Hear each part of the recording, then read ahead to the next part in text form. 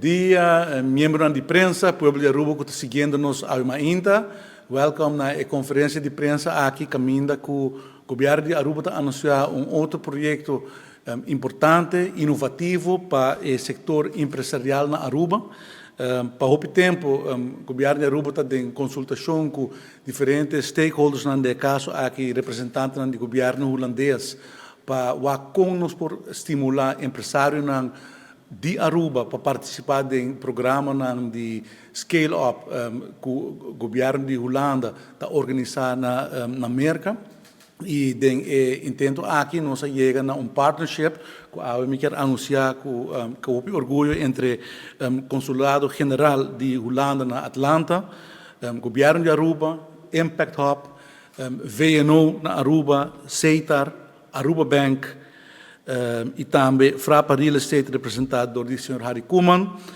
E a partnership aqui está dirigindo a financiar programa caminho com local, empresário jovem, inovativo, também vou selecionar, caminho com 10 empresários jovens, também há oportunidade de passar em processo de seleção para participar de projeto, caminho com também, no caso aqui Merca, de guia do Sr. Michael Doyes, que está pessoa que a liderar o projeto aqui, tipo de projeto aqui para o governo de Hulanda na Silicon Valley, e aqui a mês disponível para ajudar empresários de Aruba para chegar à possibilidade de scale up.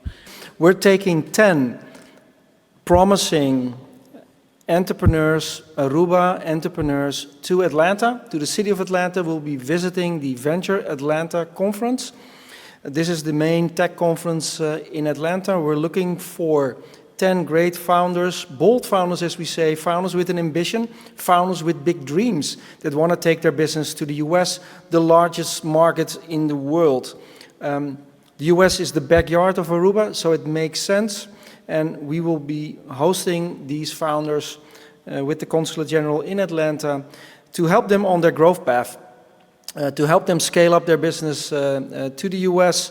And they will meet a lot of other founders. Founders learn most from other founders, and they will meet successful founders from the US that will help them, that will coach them. They're really open for business. They're very welcoming and would like to help all these companies grow and scale their business. Durante a trajetória aqui na Atlanta, nós também estamos presentes durante a semana aqui preparando como que participante não também participar em pitch, então também tem oportunidade na que nós vai apresentar a vossa companhia e vossos planos não e comecei quizás investors não potencial na investor, pois é hora nosso rol durante a trajetória aqui não também tão importante também, pero me está muito contento de por escutar e aceitação de partners não para o projeto aqui não e que está dando sentido de gratificação contento de por mira que a visão não está alinhar e que seguro que tem paixão e determinação de lograr mais para nosso ecossistema e para nossa comunidade de entrepreneurship de Aruba.